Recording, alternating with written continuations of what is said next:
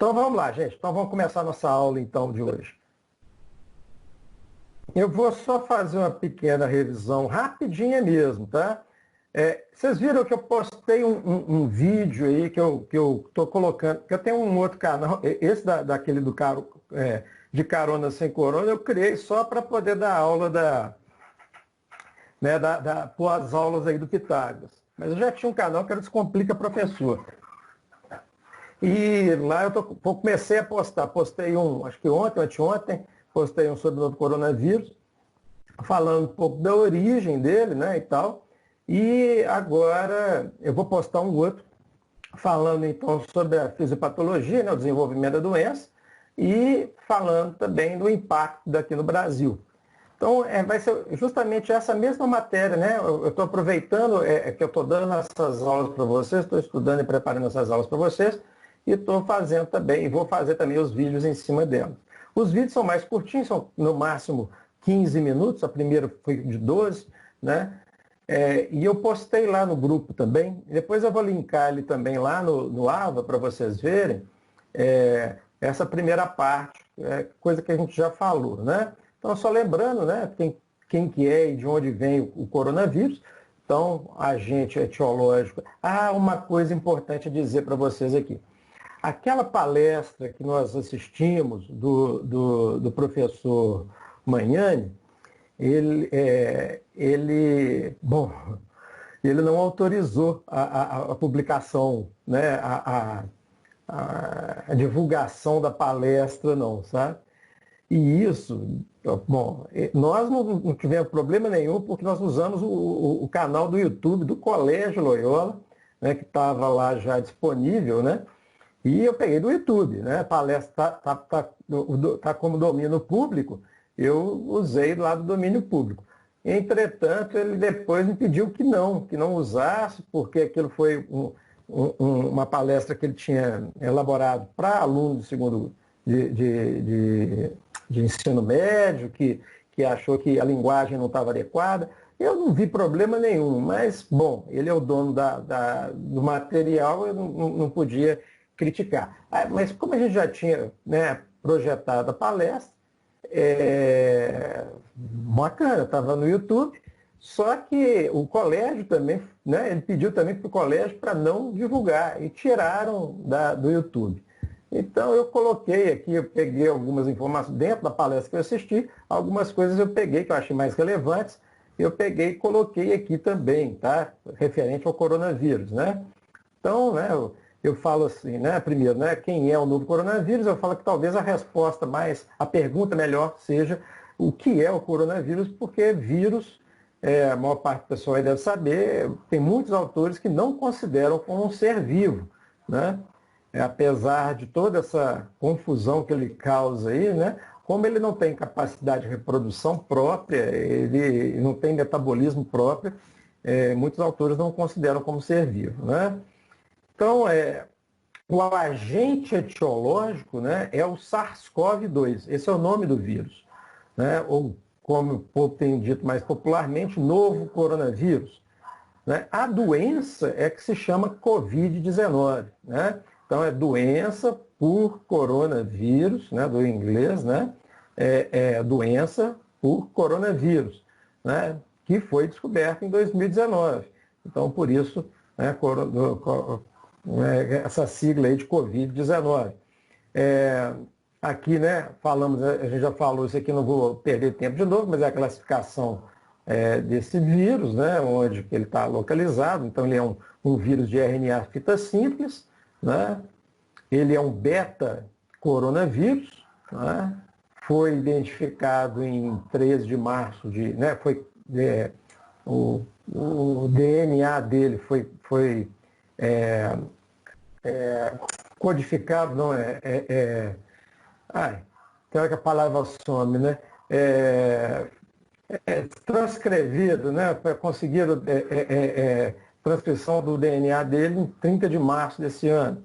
O nome coronavírus vem da própria aparência dele, né, de coroa, né? Os coronavírus, né, como uma ordem, né, eles são conhecidos, né, já desde 1960, mas convivem com o homem provavelmente desde que a humanidade começou, né?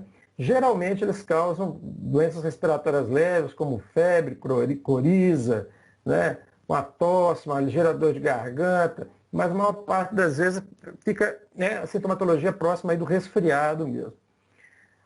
Os coronavírus, né, que infectam humanos são de 7 tipos, né? Eu tenho basicamente distribuídos entre os alfa e os beta coronavírus. Eu tenho também os delta e os gama coronavírus e uma outra categoria lá que são daqueles não classificados. Então, dos 7 que eu tenho, 2 são alfa coronavírus e o restante são beta coronavírus, sendo que o SARS-CoV-2 está nessa segunda categoria de beta coronavírus, é o mais recente deles. Antes deles eu tive aí o SARS-CoV de 2002, né? É o primeiro, né? O SARS-CoV. Não vai colocar um, porque na época não tinha, né? Era o SARS-CoV. SARS-CoV-2, que aparece agora. E o MERS-CoV, que é aquele que está na imagem, foi aquele que teve lá no Oriente Médio, que contaminou, né? Transbordou de camelos, né?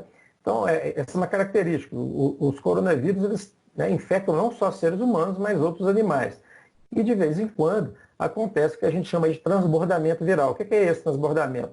É quando o vírus que infecta uma espécie, ela pula, né, e passa a infectar outra espécie. Então isso é chamado de transbordamento zoonótico, né?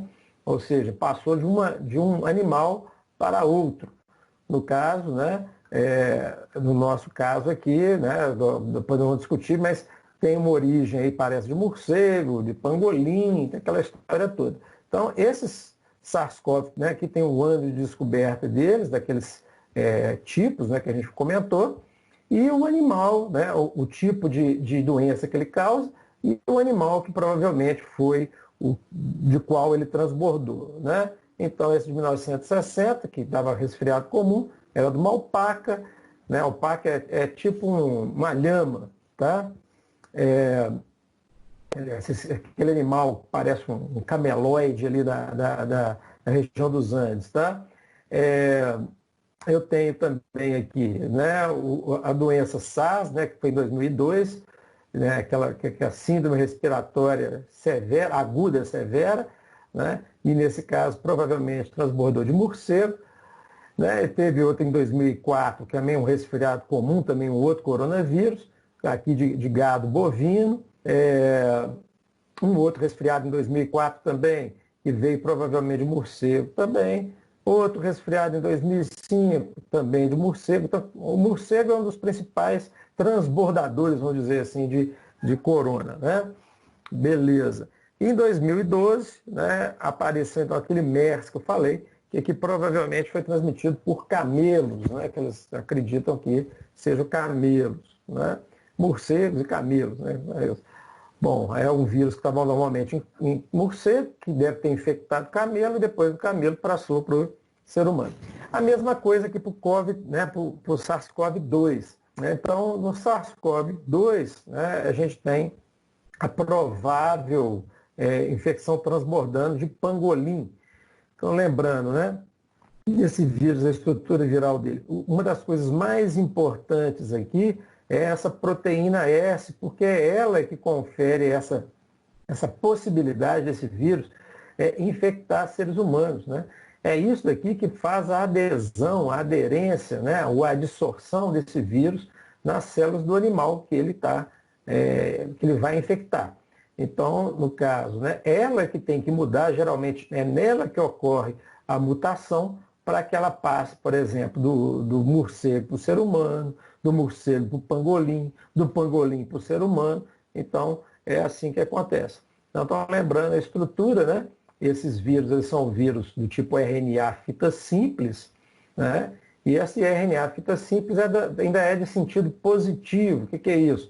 É que ele já está pronto para ligar no ribossomo e começar a sintetizar mais proteína, tá? Bom, beleza. Aqui é o nosso amigo pangolim, né? Uma imagem do pangolim. Então aqui ó, eu usei, peguei o artigo que eu... uma outra coisa bacana que eu vou colocar para vocês. Vocês lembram que eu deixei um link de uma pasta comum, né? De uma pasta de pendrive, de Google Drive lá, eu vou colocar todos os artigos que eu tenho sobre Covid, vou colocando lá, tá? Artigo de Covid, de doença, eu estou baixando a pancada, vou colocando tudo lá para vocês terem acesso a eles todos, tá? Então esse daqui, ó, eu busquei lá na referência do Magnani, né, do Diogo Magnani, e peguei então esse artigo mostrando então o sequenciamento da proteína S. Então eu tenho aqui, nessa proteína S, ela tem duas subunidades, né? Então aqui é sequenciamento né, de das proteínas. E tem a parte aqui que é a responsável pela proteína S, que é o spike, né? SS é de spike, é a espícula, né? Aquela partezinha que liga então na célula do hospedeiro. Então eu tenho toda, né, o sequenciamento da subunidade S1, que é essa parte mais robusta aqui de cima, que é quem faz realmente o contato com nosso receptor, no caso é a enzima conversora da angiotensina 2, né? Então a ACE2, né? o ACE2, né? Ou ECA2, que vamos falar em português aí, né? A ECA2 se liga, então é essa estrutura aqui que é responsável por essa ligação. Essa partezinha projetada aqui mais para cima, normalmente ela abre e faz então a conexão com a nossa enzima. E a parte de baixo, que é a S2, é um domínio que está relacionado com a fusão, né? A aproximação e a fusão desse, né? É um ponto de clivagem ali, o sítio de clivagem, onde vai interiorizar esse vírus dentro da célula, né? Então aqui as duas mostrando então aquilo que a gente já tinha visto, né? Que as mutações que vão acontecendo é que vão me dizer de onde esse vírus vem, né? Então esse vírus aqui tem muita similaridade, aqui tem uma mutação que está colocada, então esse daqui é o vírus humano, esse é o vírus de morcego e esse é o vírus do pangolim. Olha só, aqui estão os três compartilham essa mesma mutação. Agora, nessa mutação seguinte aqui, já o vírus do morcego não tem, do pangolim e do humano tem. Mesma coisa acontecendo na seguinte, e assim por diante. Percebam que a similaridade entre a proteína, né, a S, na porção S1 do ser humano e do pangolim é muito maior do que a do morcego para o ser humano, tá? E até mesmo do morcego para o pangolim. Então, provavelmente o transbordamento aconteceu mesmo dali.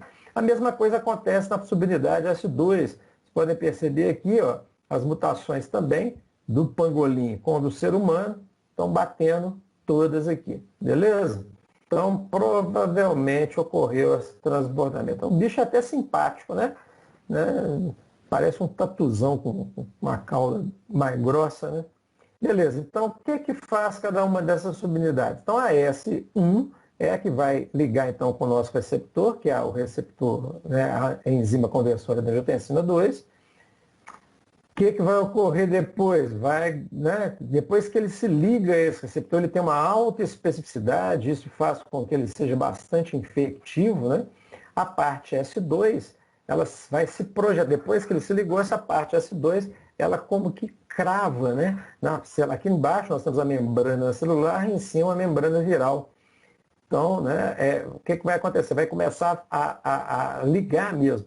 No que liga, começa uma série de reações bioquímicas aqui que vão fazendo com que essa proteína S ela se curve. E ao se curvar, ela aproxima a membrana celular da membrana viral, até que as duas se misturem, se fundam, e por aqui, por esse buraco que vai ser formado aqui, vai ocorrer então a passagem do material genético. Tá? Então aqui mostrando aquele sítio de clivagem que foi mostrado na slide anterior, aqui essa parte aqui, né? Então compondo essa parte S2 e essa parte daqui é a S1, que também mostramos lá no outro slide. Beleza, aqui foi aquela fotografia da microscopia eletrônica que a gente viu. Essas bolinhas pretas são coronavírus e essa coisa bem grande aqui é a superfície celular de uma célula, viu, gente? Então vocês vejam a quantidade, o tamanho do vírus, né? em relação a uma célula nossa. Quanto que ela é, né? Quanto que ele é enorme, né? Então, é bem desproporcional. Se você pensar que cada vírus pode produzir de 10 a 100 mil cópias, né, quando entra numa célula, imagina o que isso daqui não vai gerar. Né? Aqui é o momento, então, onde, está vendo? Já começa a ter a deformação da membrana e começar o processo de fusão com o vírus. Né? Então, aqui o vírus já aderiu, já está começando o processo de fusão das membranas. E vai entrar, então, o núcleo capsídeo, que é aquela parte que está cheia ali que é do material genético, coberto de uma proteína. Tá? Eu vou discutir depois na aula seguinte sobre a questão dos tratamentos, mas a ideia da cloroquina, né, que foi objeto de discussão aí nos últimos tempos, é que a cloroquina, quando isso aqui acontece, esse material entra, ele forma como se fosse um vacúolo, né? É um vacúolo digestivo, tipo lisossomal, que vai ter, então, uma acidez, e essa acidez vai fazer o quê? Vai destruir a proteína que está envolvendo o material genético. Então, o vírus conta com isso. Ele precisa que haja essa digestão dessa proteína que está envolvendo o material genético. Deixa eu só voltar a imagem do vírus aqui, só para a gente entender. Então, aqui, né, esse material genético está envolvido por proteínas. Essa proteína N, ela camufla o RNA, como está dizendo aqui, e ela vai ter que ser digerida para o RNA, então, ser libertado aí, tá? Então, nesse momento, é importante que a acidez presente dentro daquela vacúolo digestório ali, né, atue. E a cloroquina faz o quê? Ela altera o pH, diminuindo a acidez, né, ou seja, aumentando o pH, né, e faz com que esse processo não ocorra, ou ocorra com maior dificuldade. Então, por isso teria. Só que as concentrações que têm se percebido para que consiga ter um valor de pH adequado, elas são tóxicas, né, demais, né, tanto para células em geral, mas especificamente para células cardíacas. Então, acabaram, né, teve um estudo aí recente com 96 mil pessoas, né, usuários e não usuários de cloroquina, e não perceberam nenhuma vantagem terapêutica. E mesmo assim, a toxicidade estava muito intensa. Então, o que acontece? Né? Houve a dissorção, né? A ligação do spike com a proteína S com o receptor. Oi? Essa toxicidade da cloroquina está referida também por ele ser um fármaco muito lipossolúvel e depositar em órgão, essas coisas assim? Sim, inclusive quando eu dava aula de farmacologia básica, ou quando eu dou aula de farmacologia básica, eu uso a cloroquina, a hidroxicloroquina, para comparar volume de distribuição. Tá? O volume de distribuição da hidroxicloroquina eu não lembro de cabeça, eu sei que é em torno de 115 litros por quilo. Isso é um volume altíssimo, mas assim, estupendo. Porque quando você pega um indivíduo de 70 quilos, aí dá um volume de distribuição de 1.000 e tantos. Assim, fora de noção. Ele tem uma tendência a ir muito para os tecidos, né? Ele tem uma meia-vida muito longa, a meia-vida dele é de semanas. Então, é muito complicado você tratar um paciente que precisa de uma dose alta desse medicamento. Ainda tem um detalhe, né? Essa dose, né, a recomendada para o Covid estava em torno de 25 miligramas por quilo. E a dose letal mínima, né, quando começa, é em torno de 30 miligramas por quilo. E como é que você trabalha com um fármaco que tem uma margem de segurança tão estreita e que tem um volume de distribuição tão alto e uma meia-vida enorme? É muito complicado, né? Então, esses seriam vários fatores aí que levaram, inclusive, a OMS a desaconselhar o uso e tal. Então, hoje já tem consenso internacional de que a hidroxicloroquina não é uma droga para ser usada, ainda mais, como estava se pretendendo, profilaticamente, né? Se eu usar isso profilaticamente, então, fora de estudo, né? Se a pessoa não estiver desenvolvendo algum estudo randomizado, com controle lá e tal, né? Com médico assessorando, né? Não deve ser usado de forma alguma, tá? Então, foi isso. Outra teoria, né, que está relacionada com a questão da hidroxicloroquina é que ela intercalaria naquela parte da proteína S que se abre para poder fazer a conexão com a ECA, né, com a ECA2. Então, isso daí foi um estudo computacional que sugeriu isso, mas na prática, como a gente falou, né, não teve comprovação científica desse achado computacional. Hoje você tem uma série de programas de computador que você coloca duas estruturas ali e sabe se elas interagem ou não. Então, esse estudo, né, dizia que haveria uma interação, entretanto, na prática, isso aí não se mostrou, pelo menos clinicamente, eficaz. Bom, muito bem. Vamos lá. Então, como eu tinha falado, a sequência é essa, né? Ligou, interiorizou, liberou o material genético, e aí ele começa a se replicar. Ele já replica, ele tem várias etapas de replicação, né?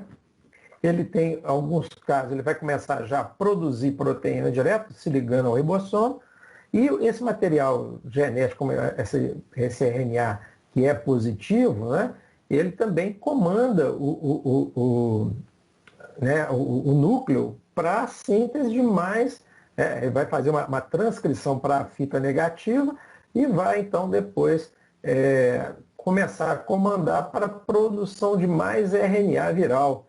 Tá? Quando eu tenho RNA viral e proteína adequada, então ele começa a se fechar, essas proteínas começam a tomar forma, o material genético também, e eles vão produzindo o que a gente chama de vírion. Vírion é o vírus bebê, vamos dizer assim, né? Imaturo. Então ele começa esse processo ali dentro, então, né, depois, quando ele está maduro, ele abandona a célula. Uma coisa importante a ser dita, e eu não falo isso no vídeo lá, mas porque como o vídeo ele é voltado para o público em geral, eu achei que não valia a pena ficar descendo muito detalhe, não, né? Mas a ideia, o vírus aqui, porque é muito vírus, que ele vai produzindo as suas cópias, né? E depois, quando a cópia a célula está cheia, ela estoura, né? Ela provoca lise da célula. O coronavírus não faz isso. O coronavírus, o que ele faz? Ele promove a exteriorização, né? Brotamento. Então ele vai brotando. Ele faz o caminho inverso, né? A gente viu o caminho. Aqui ele entra, ele funde a célula, na hora que ele vai sair, ele leva leva parte da membrana para compor, então, seu capsídeo lá. Tá? Então é por brotamento. E um único vírus, né, pode criar, como eu tinha falado anteriormente, aí, de 10 a 100 mil cópias de si mesmo. Né? Então vira realmente uma indústria, né, de vírus a sua célula, né? Passa a dominar a célula totalmente.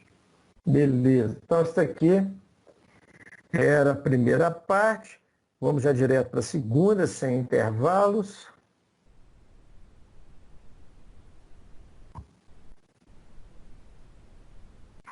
Muito bem.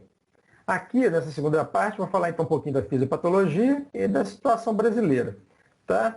Então, pergunta, né? A Covid-19 é só um resfriadinho?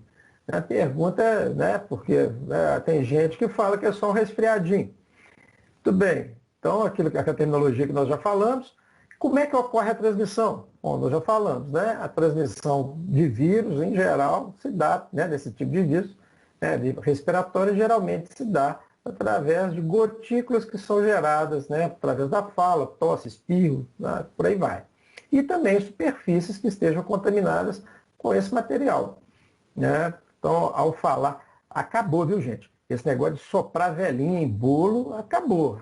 Né? Eu acho que Hoje foi aniversário da moça que trabalha lá em casa, comprei um bolinho lá e tal, aí soprou, na hora que ela ia soprar, né? Pus a velhinha, tirei a velhinha, afastei o bolo, ela soprou a velhinha e depois nós comemos o bolo. Então, essa questão, né, de projeção desses aerossóis que vão sendo formados na nossa fala, então é bem complicado esse tipo de transmissão de vírus, né, respiratório. Né? A nossa grande sorte, eu assisti uma série de filmes também nesse tempo agora, né? Como eu estou aqui na casa dos meus pais, hoje inclusive eu estou transmitindo aqui a aula, e na hora que eu vou dormir, eu baixo o filme do Netflix, né? Então eu estou assistindo. Pandemia, epidemia, tem outro, contágio.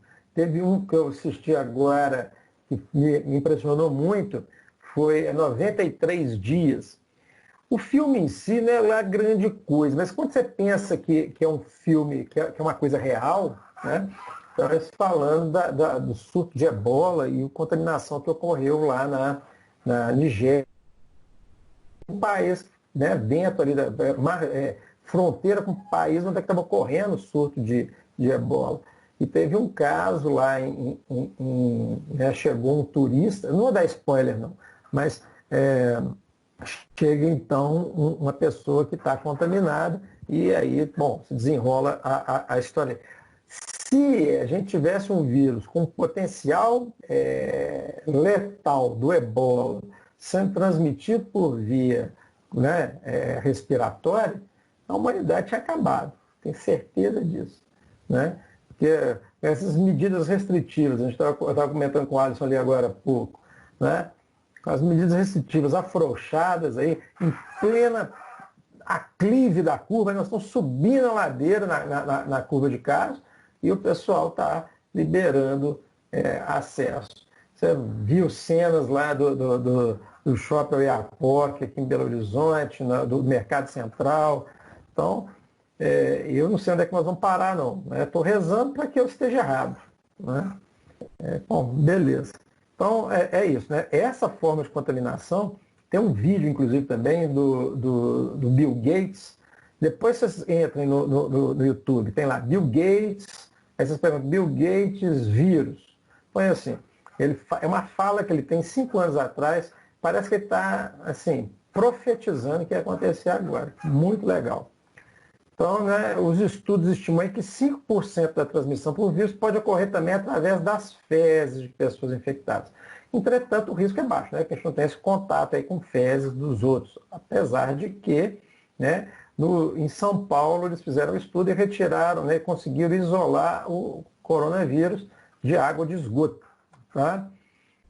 Então é recomendado, né, a distância de pelo menos 1 metro de distância, de preferência mais do que isso. Bom, indivíduos assintomáticos, aqueles que tiveram sintomas leves ou são assintomáticos, eles podem transmitir, depois de infectados, né, até 14 dias, por até 14 dias, sem transmissores, sem saber que estão contaminados. Tem um estudo que foi publicado na Lancet que fala isso, né, que um dos principais difusores da infecção são os assintomáticos.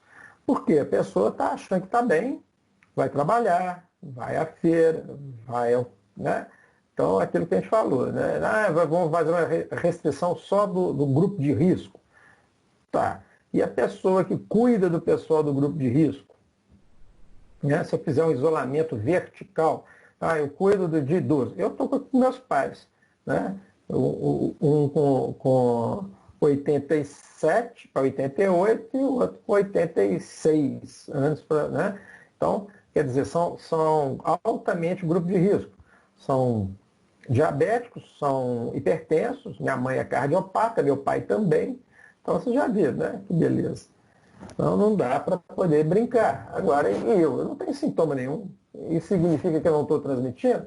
Claro que não. Estou trancado aqui e transmitindo para vocês por via internet. Mas aqui, quando eu vou conversar com eles, máscarazinha aqui, né, do lado, esperando para poder sair daqui.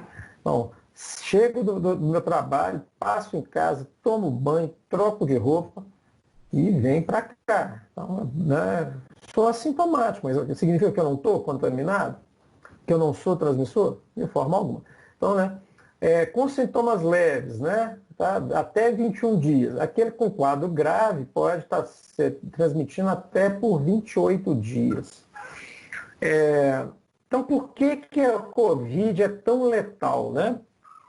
É o quadro clínico, né? A gente falou que o período de incubação ele vai em torno de 14 dias. Então, quer dizer, vocês viram ali, o assintomático transmite por 14 dias, o período de incubação 14 dias, ou seja, num período de 20, vamos só voltar aqui para poder eu confirmar, o sintoma leve, 21 dias, né? Um período de incubação que pode ir até a 14 dias. Então, você tem um período longo e você vai estar convivendo com o vírus sem saber que está com ele, né? 14 dias de incubação. E logo depois, se você não tiver sintomatologia, for sintomologia, se a sintomatologia for pequena, você vai continuar transmitindo isso aí por um bom tempo. Muito bem. Então, apesar do que, até 14 dias, a maior parte das pessoas apresenta manifestação de 4 a 5 dias após a exposição. Então, agora houve o afrouxamento social, do isolamento social aqui em Belo Horizonte. Ela começou na segunda-feira. Hoje nós estamos, então segunda-feira foi dia 25, 26, nós estamos no dia 27, tem 3 dias, ou seja, não teve ainda como ninguém manifestar nenhum sintoma. Então, eu estou apostando que nós vamos ter aumento no número de casos na semana que vem, no mais tardar na outra. Então, nós estamos aí com, né, vamos julgar agora para o dia 1º a dia 8. Né? Então, gente, eu não estou torcendo contra, não. Tá? Muito pelo contrário, estou torcendo para que eu esteja enganado. Mas o que a gente tem observado não é isso, né? Muito bem. Cerca de 14% dos pacientes que evoluem para quadros clínicos graves, né, como dispneia, hipóxia, né, então vão evoluir para esse tipo de caso.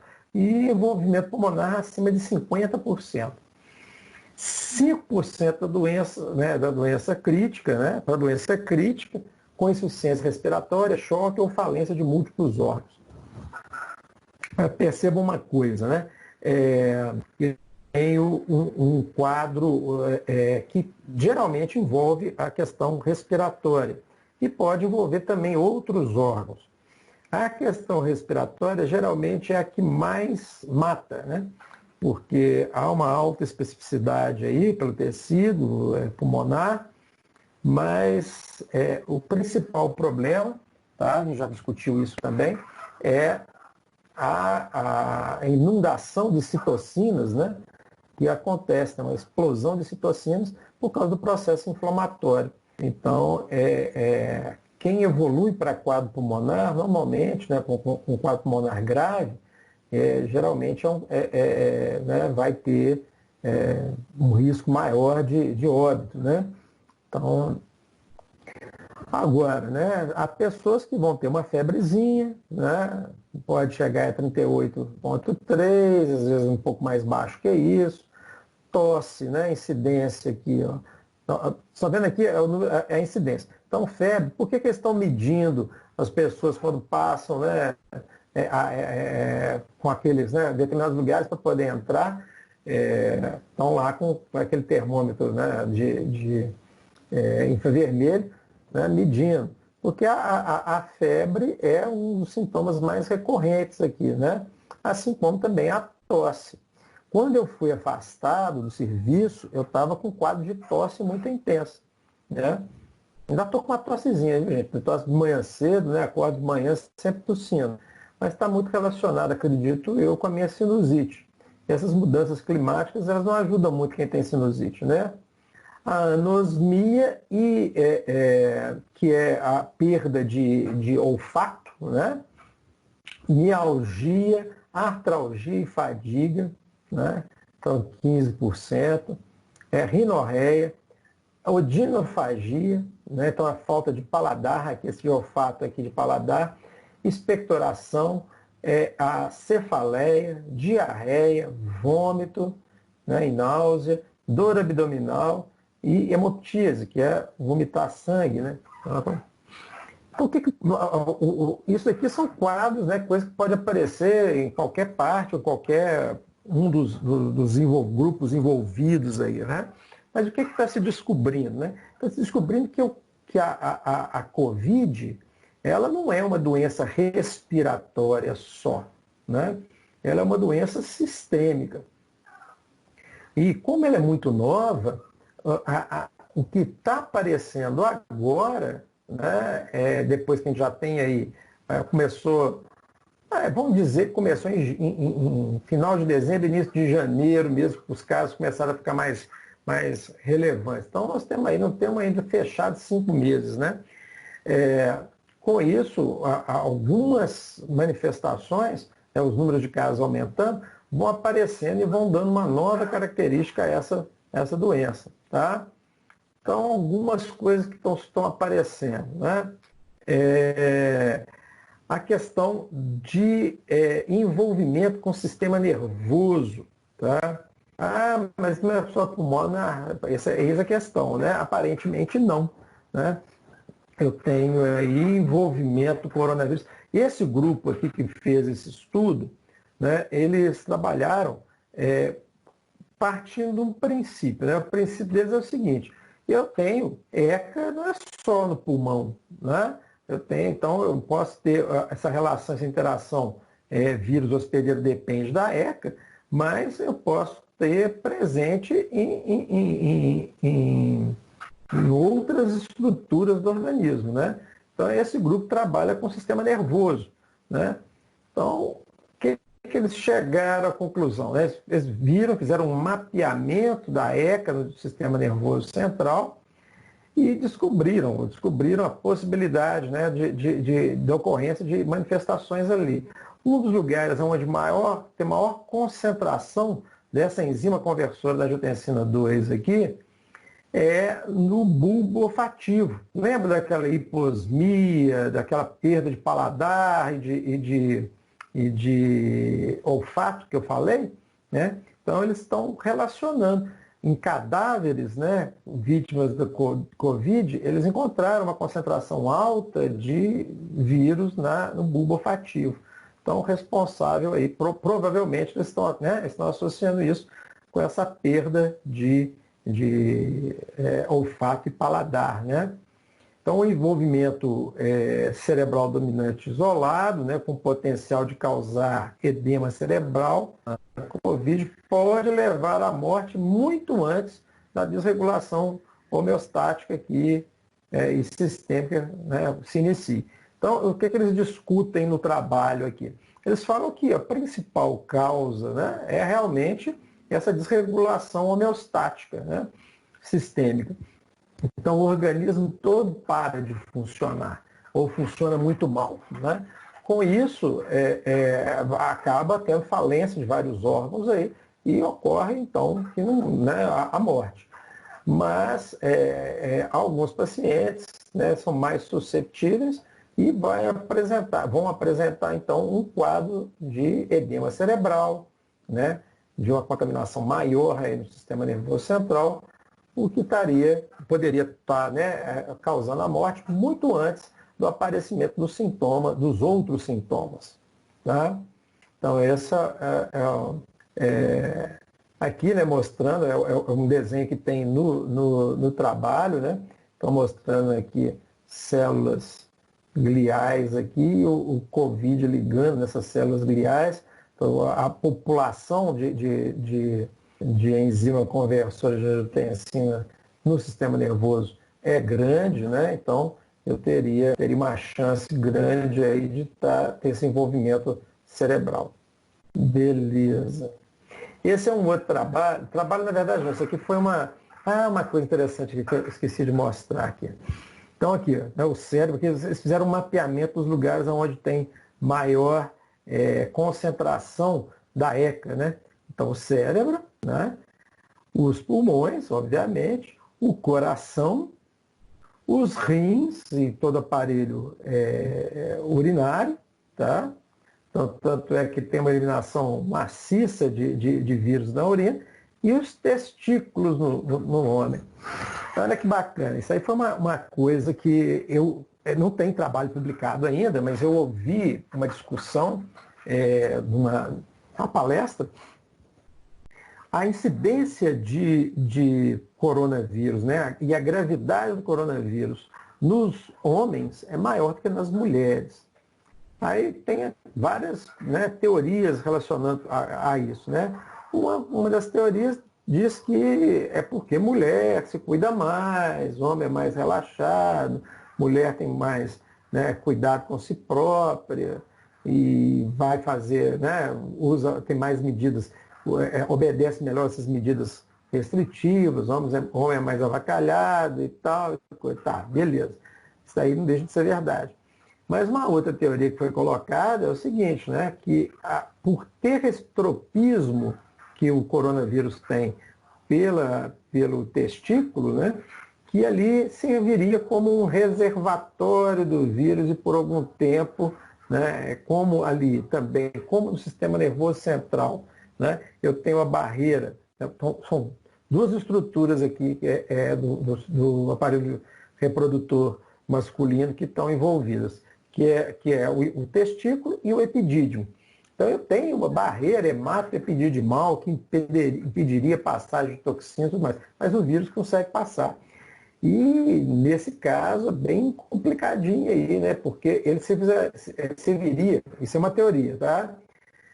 Não tem trabalho sobre isso ainda, que ele serviria como um reservatório, e por isso seria mais difícil de extirpar esse vírus daí, né?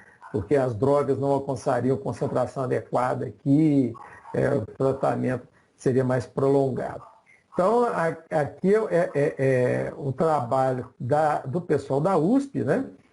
Que eles então detectaram a presença então do coronavírus nos testículos e na saliva. Na saliva, eu acho que já era evidente, né? Então, em entrevista no jornal, né, da USP, lá o tal professor Jorge Halak colocou, então, que ele fala aqui, né?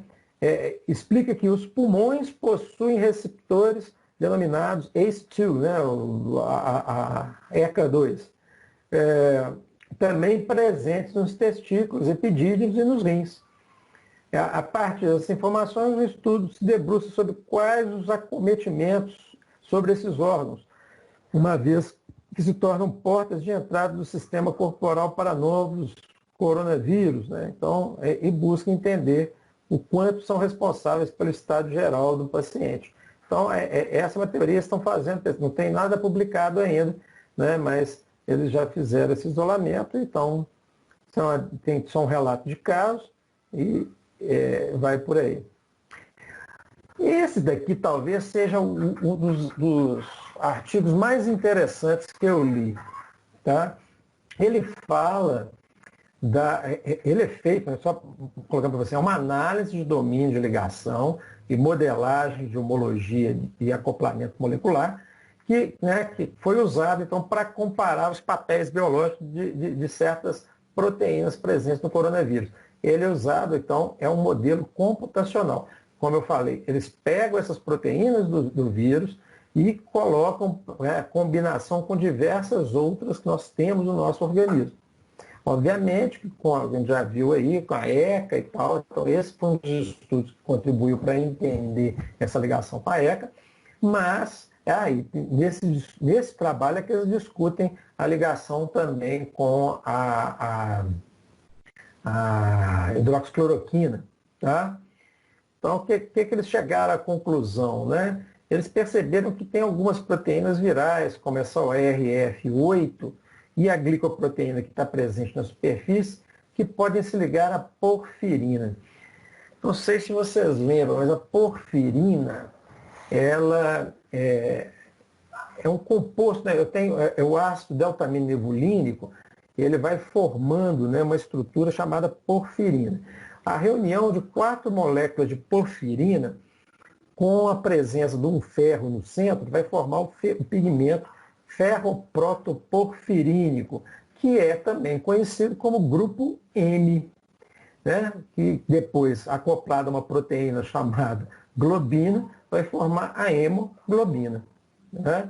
Então, a hemoglobina, ela é isso, é uma proteína, né, a globina, né, a globina, e esse pigmento ferroprotoporfirínico, que é composto, então, por porfirinas, que tem no seu núcleo, né, na parte central, uma molécula de ferro, que vai, então, fazer o transporte do oxigênio. Beleza? Então, o que eles perceberam? Que havia uma especificidade muito grande de algumas dessas proteínas virais pela porfirina. Bacana, e daí, né? Então, essas proteínas, não só a UFR8, mas essa aqui com FR minúsculo, né? 1, AB, A10, A3A, elas podiam, né, coordenar o ataque à cadeia beta do grupo M da hemoglobina. Então, eles ligariam com essa cadeia beta da hemoglobina, né? E o que faria? Né? Dissociariam o ferro. É como se elas tirassem o ferro daquele núcleo do pigmento ferroprotoporfirínico e liberassem, então, as porfirinas. Então, eles ligam, né? Vão entender, tudo na química e na bioquímica é interação. Né? É interação de carga, é troca de elétron, as coisas acontecem assim. Então, se eu tenho uma proteína que se liga em uma estrutura como a porfirina, ao se ligar nela, ela muda a conformação da porfirina. Essa porfirina, de repente, deixa de ter afinidade pelo ferro, libera essa molécula de ferro, e a porfirina, e a porfirina se desfaz ali, né? Então, isso levaria, então, a uma destruição da hemoglobina, com consequência da diminuição do transporte de oxigênio. Então, assim, quanto maior a carga viral, isso é, né, das conclusões do trabalho, menos hemoglobina eu teria. Gente, aqui uma coisa que eu acho bacana, né? Como é que esses trabalhos assim, eles contribuem para poder a gente entender outras coisas? Esse é um trabalho feito em computador, né? O cara cria, né? Eles criam programas para poder fazer esse tipo de interação de moléculas. E eu conversando, né, com a amiga minha, que é enfermeira, e ela colocando, assim, olha, esse trabalho, né, eu discutindo para ela, contando para ela o trabalho e tal, aí ela falou assim, esse trabalho explica uma coisa que nós estamos achando, né, que é o seguinte, quando eu tenho um paciente que está com insuficiência respiratória só, tá, insuficiência respiratória, eu intubo esse paciente, a saturação de oxigênio desse paciente sobe. Insuficiência respiratória é quando o indivíduo está saturando menos de 80%, lá para, né, 80% de hemoglobina, da hemoglobina dele com oxigênio. Então, que é que os oxímetros, que é que põe o dedinho lá e tal, se eu reduzo esse transporte de oxigênio, eu vou ter diminuição dessa saturação. Então, quando o paciente está com insuficiência respiratória, ele está saturando pouco. Então, o que você faz? Coloca ventilação nesse paciente. Se essa insuficiência é pequena, às vezes só uma máscara de oxigênio a 100% lá vai fazer com que aquele paciente respire, né, sature mais. Agora, às vezes ele tem que entubar. Quando entuba, normalmente esse valor de saturação vai lá em cima. Só que na Covid não. Né? O paciente, mesmo entubado, ele não consegue os mesmos níveis de saturação de hemoglobina, saturação de oxigênio, que conseguia, né, que aqueles pacientes que não estão com Covid, mas estão com insuficiência respiratória e entubados, conseguem. Então, a que se deveria isso? Pessoal, olha, se eu tenho um paciente que está com insuficiência respiratória causada, sei lá, por um outro vírus qualquer, que não acomete a hemoglobina, né? Ao colocá-lo em ventilação mecânica, esse oxigênio vai começar a ligar. Ele está com problema para respirar, mas ele vai aumentar essa saturação. Agora, se eu tenho um vírus que, além de dificultar a troca gasosa pelo processo inflamatório que está causando ali, ele ainda destrói a hemoglobina, ponta, é babau, né? Aí é complicado. Então, eu vou ter um quadro muito mais grave nesse caso. Então, eu não consigo saturar igual eu saturaria antes. Então, quer dizer, como eu falei, são discussões que estão aparecendo, né? Algumas, né, se mostram verdadeiras, outras depois a gente pode chegar ali na frente e descobrir que não é. Mas é assim que a ciência caminha. Você levanta uma hipótese, será que é isso? Tá. E aí você encontra um artigo que te dá um respaldo para isso. Né? Esse artigo está dando esse respaldo para poder dizer, né, que essa saturação realmente está relacionada, essa baixa saturação está relacionada provavelmente com uma diminuição da hemoglobina. Uma outra coisa, né, dentro do sistema circulatório, e essa destruição da hemoglobina pode encaminhar isso, e vocês lembram de processo inflamatório também. No processo inflamatório, eu ativo uma série de vias, principalmente as vias dos eicosanoides, né, produzindo prostaglandina, prostaciclina, tromboxana, né? E ao produzir tromboxana, né, e eu estou ativando também a cascata coagulatória em diversos casos. Então, uma das coisas que tem sido percebidas também dentro do quadro do Covid é que boa parte das pessoas desenvolve, né, acidentes trombóticos, né, embólicos, tromboembólicos, por causa de coagulação precoce ou não esperada. Então, alguns trabalhos, e isso eu vou discutir na semana que vem quando a gente estiver falando de tratamento, mas alguns trabalhos colocam, passei o trem todo aqui, colocam que a heparinização, né, ou seja, fazer uma anticoagulação do paciente, melhora o quadro geral e diminui a mortalidade. Tá? Muito bem, esse já é outro trabalho. Aqui, gente, foi uma coisa recente, tá? Esse aqui saiu aqui. Esse aqui eu estou pegando de um jornal italiano que eu leio normalmente, mas esse daqui é um relato que depois me referenciou, eu achei o artigo, tá? Só que no artigo não tinha fotografia, então eu estou usando a fotografia aqui do trabalho. Então, manifestação dérmica da Covid, né? Estão aparecendo, né? Tá vendo essas pústulas, né? Então, os dermatologistas, né, estão discutindo se essas manifestações, que são relativamente comuns, né, têm aparecido nos casos, principalmente nos casos mais graves, se estão realmente relacionados com o Covid. Gente, todos aqui têm os links dos artigos embaixo depois para vocês, tá? Então, o que eles fizeram? Eles analisaram, né, fazer análise de relato de casos, diversos casos, e com observação de erupções cutâneas em pacientes com Covid-19. Que conclusão que eles chegaram?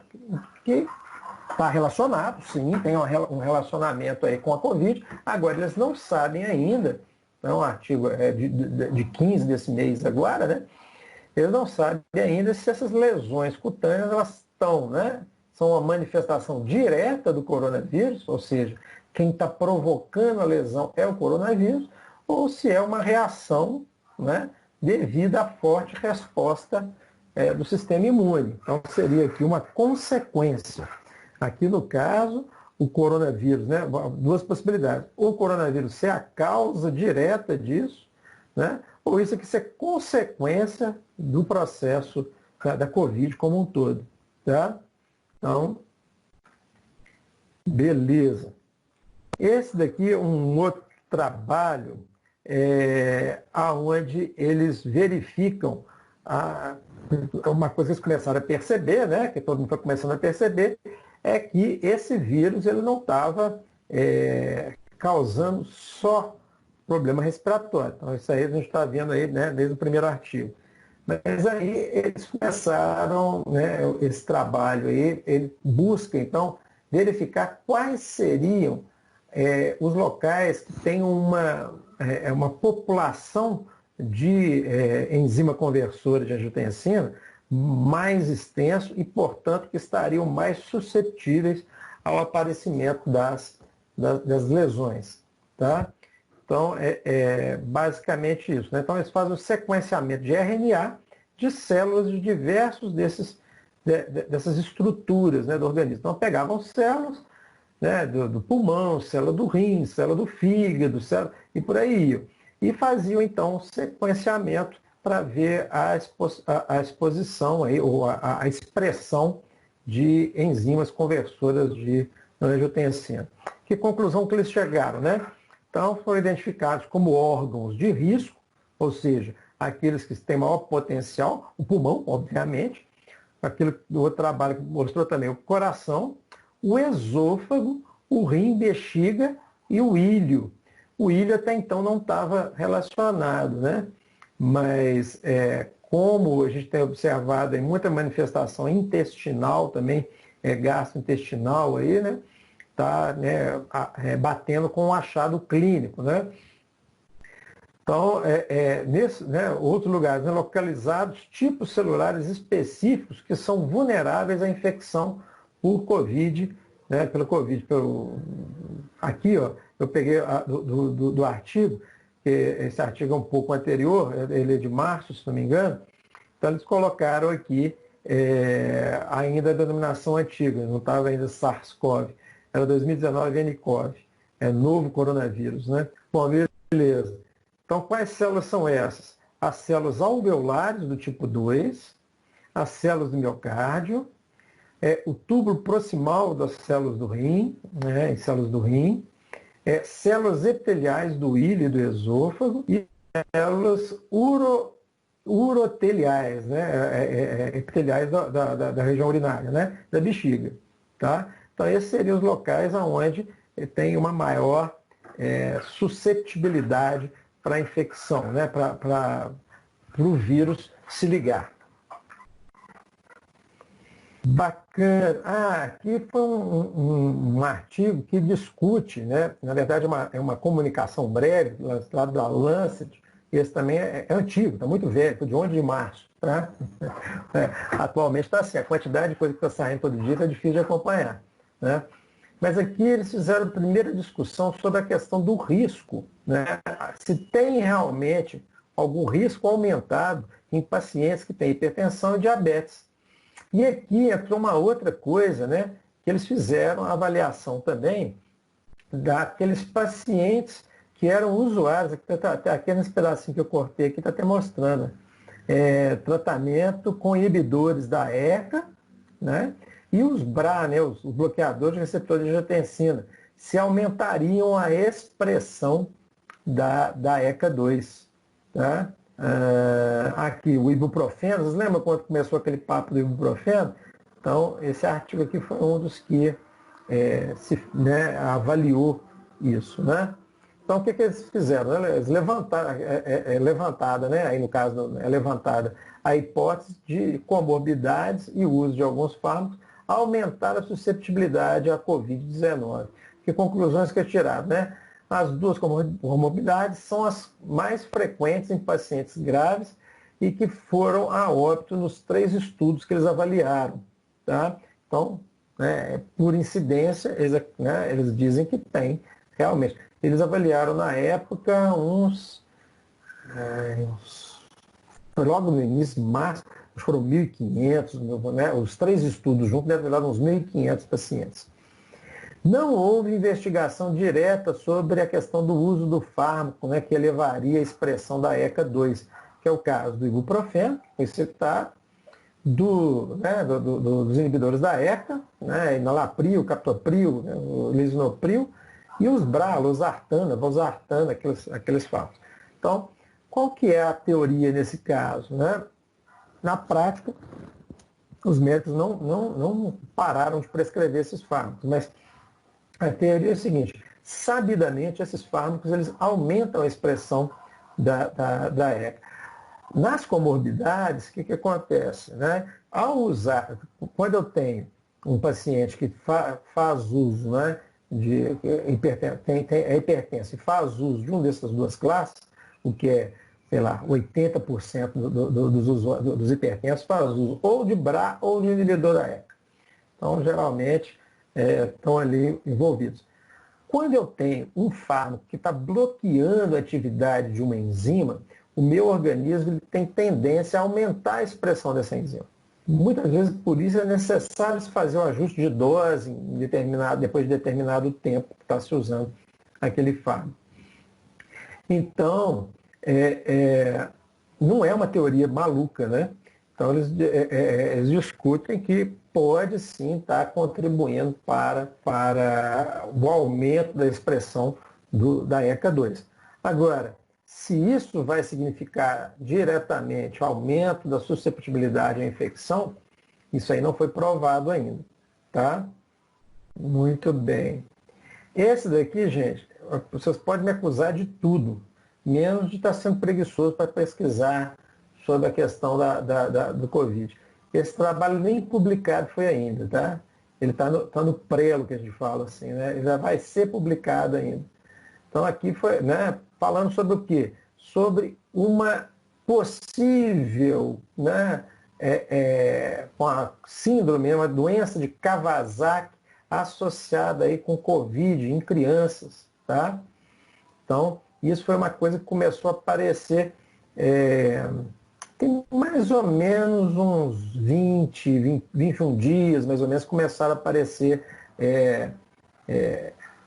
teorias relacionadas a isso, tá? Os dois primeiros casos que eu ouvi, que crianças que estavam relacionadas que tiveram a síndrome de Kawasaki e que estavam com Covid, quanto tempo eu não ouvia falar de síndrome de Kawasaki, né? E agora começou a aparecer síndrome de Kawasaki. Bom, alguma relação tem. E não demorou muito para poder aparecer, né? Então, aqui já tem um outro trabalho, aqui 8 de maio, né, do início do mês, mostrando então, né, que é o primeiro caso publicado da doença de Kawasaki clássica associada ao Covid, aconteceu, né, foi em abril, né, desse ano, né, no finalzinho de abril. Dia 8 de maio, o Departamento de Saúde da cidade de Nova York anunciou a descoberta de 15 casos, né, entre o dia 29 de abril e o dia 3 de maio. Ou seja, né, essa incidência de síndrome de Kawasaki, uma doença que é rara de aparecer, né? Então, é bem complicado aí, né, de não já fazer o link, que tem alguma coisa acontecendo aí junto com... Então, na mesma semana, né, o Departamento de Saúde do Estado de Nova York ampliou para 64 casos em todo o estado. Isso no estado de Nova York. Tá? E emitiu, então, um alerta sobre, né, o que estaria, né, sendo chamado de síndrome inflamatória multissistêmica pediátrica associada ao Covid. Por quê? A questão dando esse nome imenso aí. Porque a sintomatologia está muito parecida com a síndrome de Kawasaki, mas eles estão, né, como tem essa relação provavelmente com o Covid, eles estão tentando, né, ou criando um novo nome para a doença. Itália, Espanha e Reino Unido, né, observaram o aumento da doença semelhante a Kawasaki entre as crianças, né, coincidente aí com os surtos de Covid por lá, né?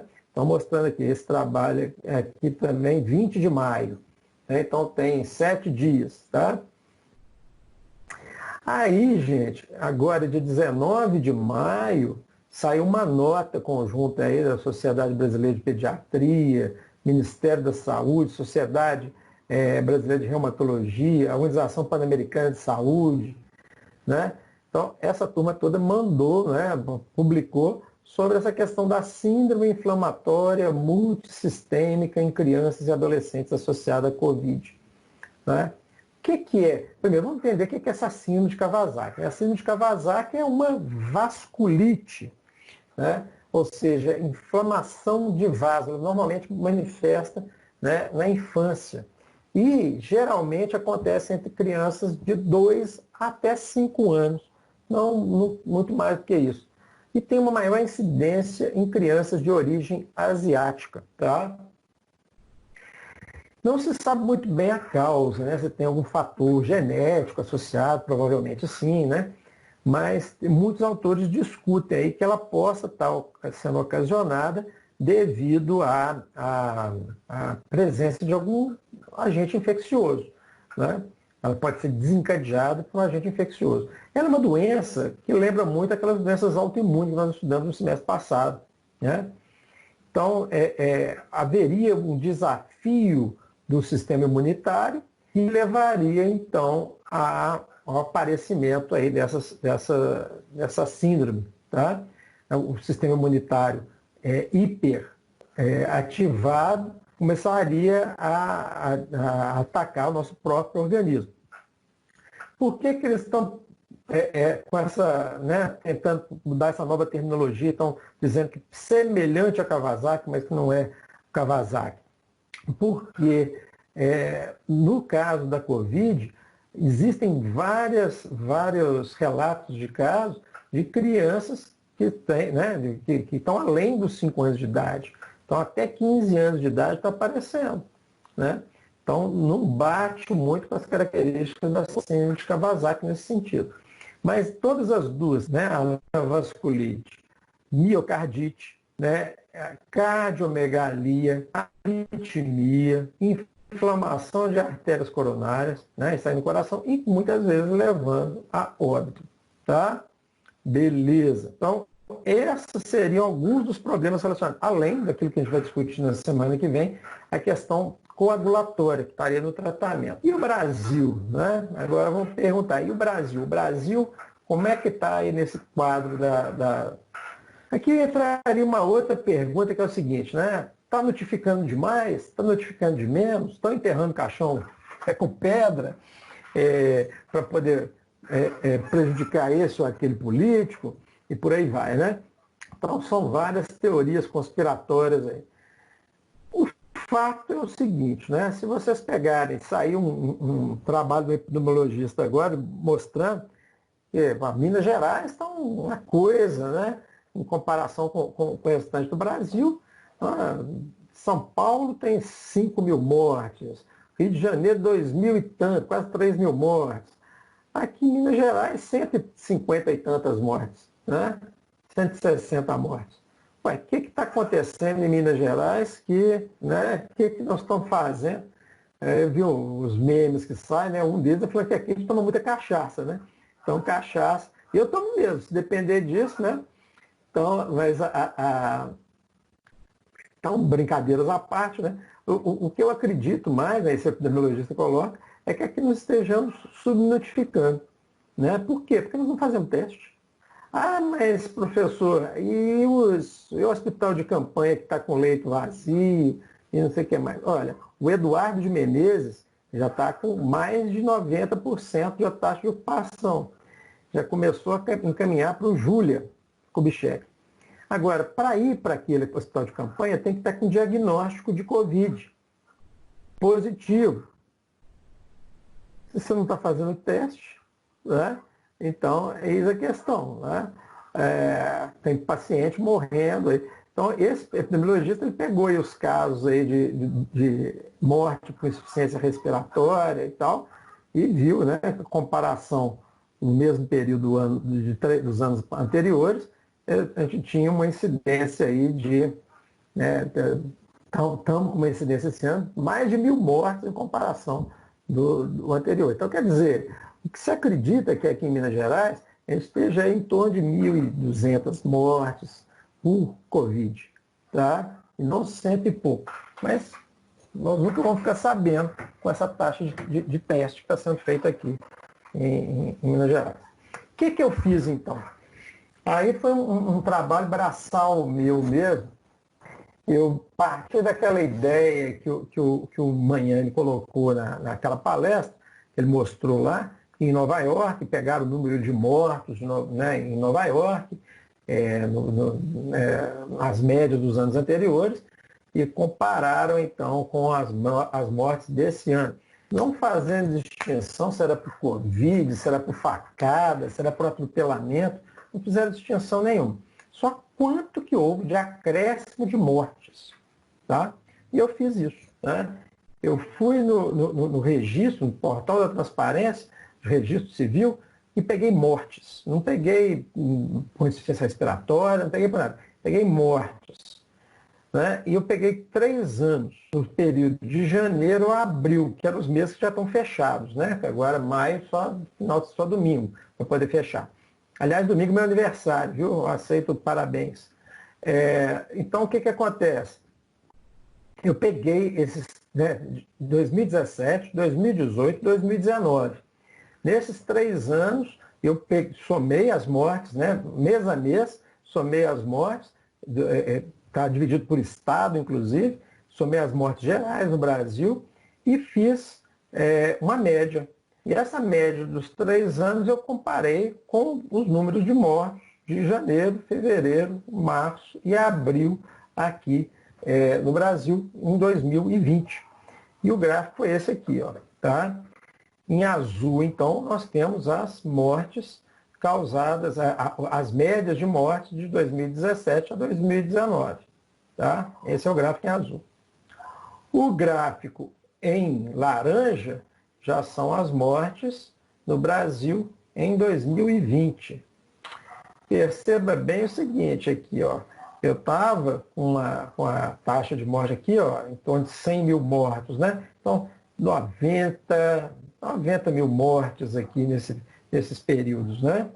Em torno de 90 em janeiro, em fevereiro um pouco menos. O povo não gosta de morrer no carnaval, não.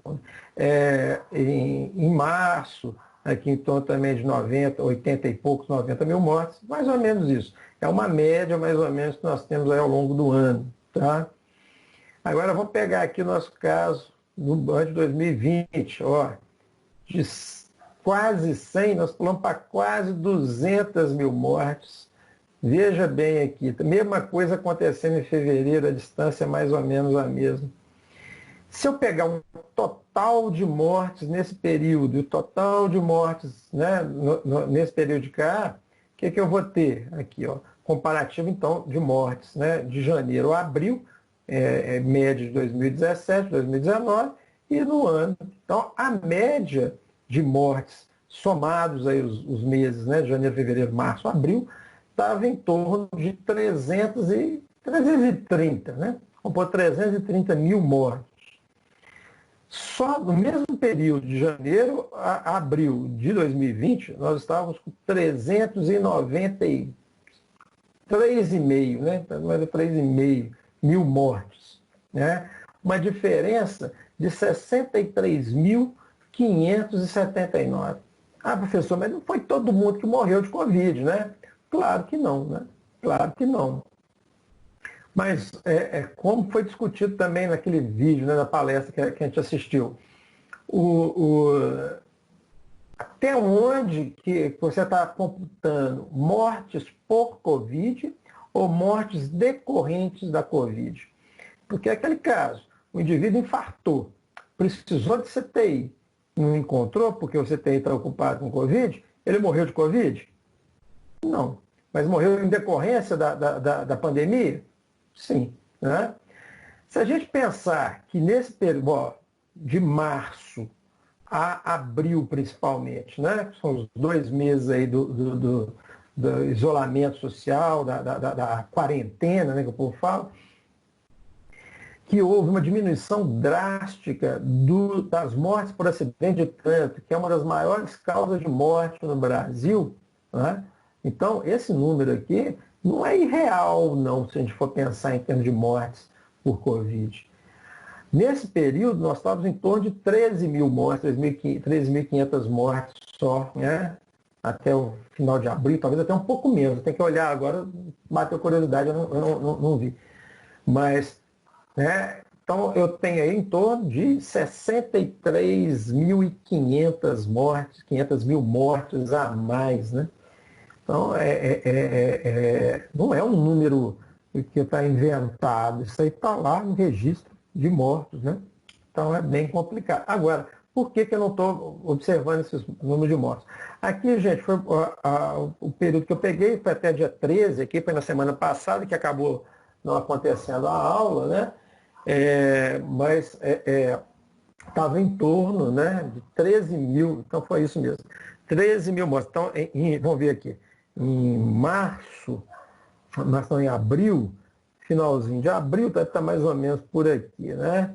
Ó, 23, 24, 25, 26, 27, 28, 29, está mais ou menos aqui. Então estaria em torno, nem 6 mil mortes. E a gente está computando 63 mil mortos, né? No mesmo período. Né? Agora, eu quero ver em maio agora, quando fechar maio, porque olha só como é que a curva sobe aqui em maio, né? Hoje nós já estamos em torno de 25 mil mortes. Perceba que 13/5 nós tínhamos 13.266. Hoje nós estamos aí no dia 27, quer dizer, 13 dias depois, né, 14 dias, 2 semanas depois, nós já estamos em torno de 25 mil mortos. Né? Nós mais que dobramos, quase 26. Hoje vai dar quase 26 mil. Está morrendo entre 800 e 1.000 pessoas por dia. Então vai chegar lá aos 26, vai dobrar esse número em 14 dias. Né? Então aqui, né, as cidades com maior incidência de casos de Covid, né, a gente pensa que são as capitais, mas a incidência aqui está relacionado com o número de habitantes, estão em 100 mil habitantes. Né? Santo Antônio do Içá, no Amazonas. Aqui eu destaquei uma, que é Presidente Kennedy, no Espírito Santo, 518 casos para cada 100 mil habitantes. Né? Presidente Kennedy deve ter o quê? Uns 200, 300 habitantes, se bobear. É uma cidadezinha do Espírito Santo. Por que eu destaquei? Porque a família da minha esposa tem uma casa lá e tal, a gente ia todo ano, vai todo ano, né? Na praia lá. Então, uma cidadezinha merreca, tem nada, mas está dentro da estatística aqui como uma das principais cidades com casos de Covid. Né? Número de testes feitos por estado. Aquela Alagoas, vem. Em Maranhão, Mato Grosso. Ué, cadê Minas Gerais? Minas Gerais nem não mandava dado. Né? Então, a gente pode confiar nesse número que estão sendo divulgados aí? Né? Acho pouco provável. Né? Então, Minas Gerais não estava nem mandando dado para cá. Né? Então, bem complicado. O Rio de Janeiro também, nesse período, parou de divulgar. Né? Tem 2 semanas que o Rio de Janeiro não divulga dados. O que é mais confiável? Aqui eu deixei o link aqui, se vocês quiserem aí, vamos ver se eu clicar aqui, a gente vai para lá. Deixa eu até mostrar que eu acho que é mais real. Vamos ver se vai dar para abrir aqui.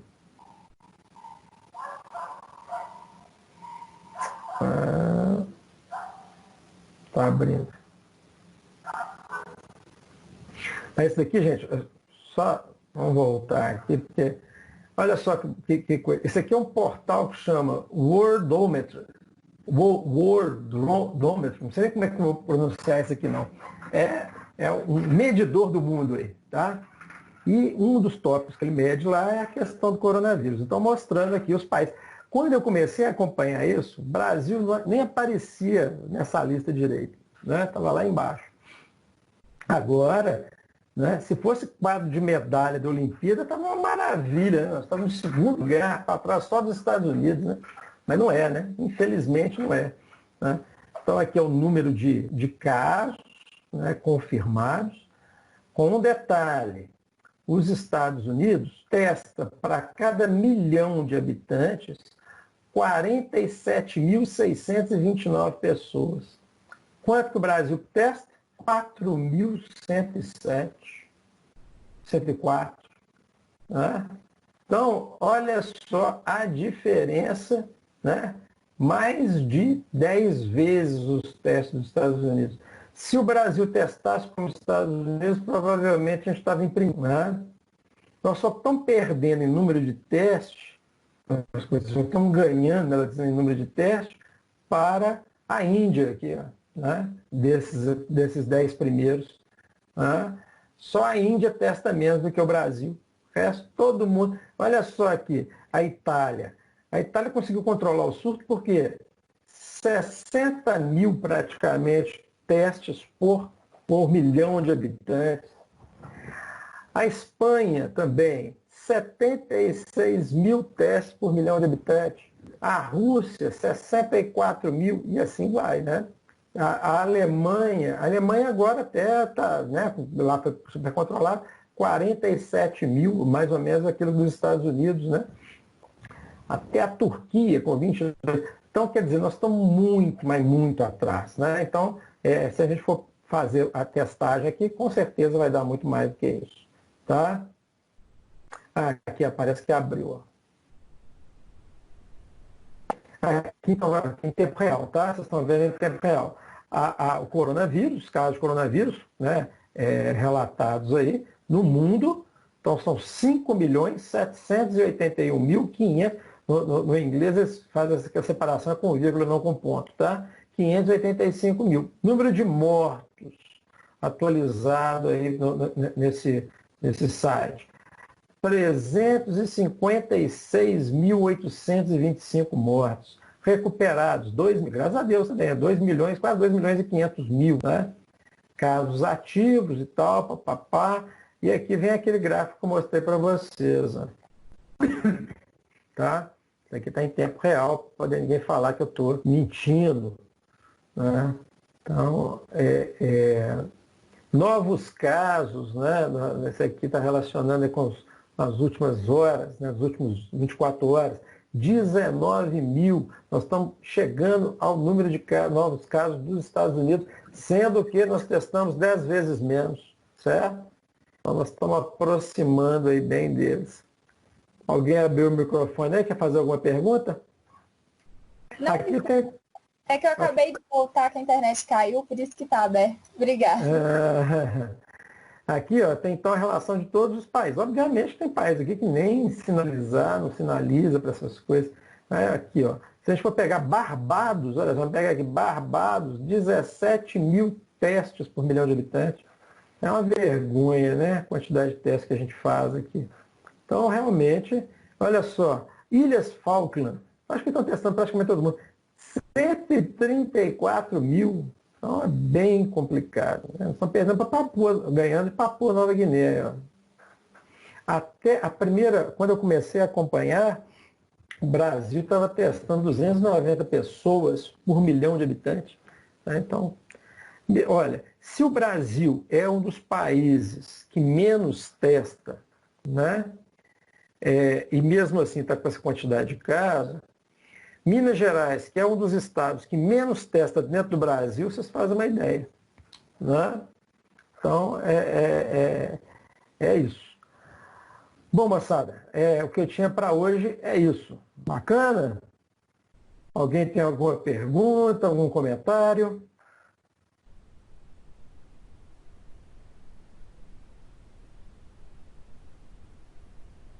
Não? Não, Licínio, eu ia fazer só um comentário, até na doença de Kawasaki, que eu já tinha visto isso logo no início de março, né? Fevereiro, março eu já vi, que o povo já estava falando mesmo, aí associando a doença de Kawasaki ao Covid-19. Uhum. Então, quer dizer, mas a maior parte dos casos começaram a aparecer mesmo foi em abril, né? Teve um caso realmente em março, que até eles relataram naquele trabalho, mas os casos principais. O que achou estranho no princípio foi justamente essa diferença da faixa etária, né? Que a Kawasaki geralmente aparece até os 5 anos de idade. Agora, quando eu tenho, então, aparecendo já em criança, né? E adolescente, aparecendo em adolescente, realmente já não é uma coisa normal, né? Coisa normal não, né? Então, beleza? Ô, gente, então, ó, bacana. Depois, o Cassius Clay vai fazer a consulta aí para vocês, né? Vocês me deem um ok, se toparem aquela proposta. Se tiver tudo ok, eu caminho daquela forma. Hoje, então, até a meia-noite, tá, gente? Eu coloco para vocês o formulário lá. Então, vocês não fiquem preocupados, não, terão até dia 10 para poder preencher. Beleza? Bacana. Alguma pergunta? Não? Combinado, não, certinho. Então, tá joia. Licínio, não, só para... Pode falar? Você chegou a montar alguma aula? Eu sei que eu acho que isso é mais conteúdo de farmacologia. para falar de agente alquilante ou da hidroxicloroquina isoladamente? É a próxima aula nossa, que eu vou falar de tratamento, tá? Os tratamentos propostos para Covid aí, tá? Então eu vou colocar isso Então, na aula do dia 3, isso, tá? Alicine, só uma dúvida aqui em questão aos testes. Em questão aos testes, Licine, é o seguinte, por exemplo, a OMS ela não tem nenhum poder em questão a um país isolado, não, tem? Em questão a pressionar o governo para demanda de teste, para fazer teste, ela não pode exigir nada disso, né? Os países são soberanos, né? A OMS, né, e a ONU, elas são organizações de nações que fazem recomendações. E às vezes, quando, por exemplo, na ONU, quando fizeram aqueles tratados pelo clima, quando o país signatário, ou seja, assina o tratado, aí ela tem pode fazer alguma interferência, cobrando, mandando para o Tribunal Internacional se houver violação daquele tratado e tal. Apesar de quase nunca isso acontece. Mas não tem, né? O país é soberano, ele não tem como chegar aqui e pôr nenhuma medida punitiva aqui. Pelo menos até hoje não, né? Pode ser que mude aí a sistemática, mas até hoje a ONU é um órgão, né, mais assim, de organização, como o próprio nome diz, né, das nações, né? Não é nenhum gestor, ele não consegue alterar a gestão de cada país, infelizmente, em alguns casos, né? Porque é um absurdo, né? A gente, igual você mostrou esse quadro aí de teste por milhão, isso é vergonhoso para nós, viu, credo. Eu não sei qual que é a vergonha que seria maior. Seria se a gente testasse, se passasse os Estados Unidos em quantidade de casos, né? Que eu acho que era vergonhoso demais, né?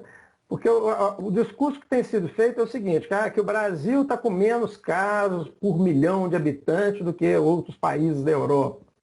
Mas vocês viram, é isso aí mesmo, por conta que, o que a mídia divulga é os dados que tem, né? Então, esse que é a lógica, né? Porque se está pouco notificado, então tem pouca gente contaminada, e não é isso que está acontecendo. Exatamente, né? Então, a lógica é justamente essa, né? Se eu testo pouco, eu vou notificar pouco, não tem jeito, né? Isso é uma coisa proporcional. E se para notificar eu tenho que ter comprovação, e não estou fazendo o exame, não tem, né? Aí enterra com síndrome respiratória aguda e pronto. Fica por isso mesmo. Aí o Covid, né, não matou ninguém no Brasil. Se for assim, né? Vai ficar fácil de controlar a pandemia, né?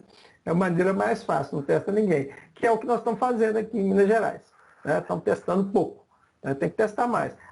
Então o hospital de campanha está vazio. Está vazio porque quem vai para lá é quem está com diagnóstico. Né? Então, se não diagnostica, não tem jeito de ir para lá. Não tem diagnóstico, não tem internação boa. Não tem internação. É uma boa também, né? Uma boa saída. Aí fica lá no Eduardo Menezes, no Júlia Kubitschek, os de infectologia aqui da capital. Né? Então, é isso. Ou morre. Morreu em Betim aí, né? Morreu um rapaz de 17 anos. Esse rapaz ele estava no Panorte, foi para lá, chegou, suspeita, né? Não tinha diagnóstico confirmado ainda, fizeram o teste rápido nele. E deu IgM positivo. Né? Vocês lembram, não sei se vocês assistiram a palestra do Charles. Charles. Ele falou do IgM mesmo, de IgA e IgM, né? Isso. E IgE também, né? São as três. Mas então, quer dizer, não tinha, o IgM já estava positivo. E ele ficou lá de 5, pelo que eu fiquei sabendo, nessa Rádio Peão, né? Que ele ficou lá como não tinha ainda confirmação para poder ir para o Secov, né? Secovid, né? Que é o centro de internação lá, não tinha diagnóstico. Só quando o diagnóstico saiu que ele foi ser entubado e transferido, né, ele chegou lá, 2 horas depois morreu. Quer dizer, então é complicado. Nós estamos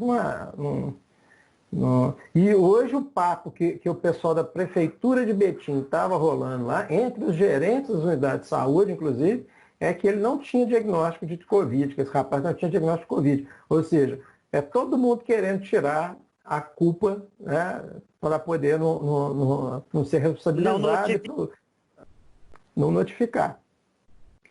Então é isso.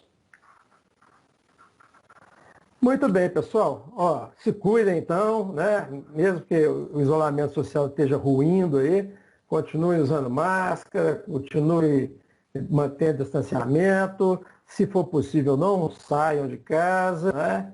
Lavem as mãos com frequência. E é isso aí. Um grande abraço e até então semana que vem. A gente vai se comunicando aí pelo Telegram. Valeu? Falou, professor. Abraço.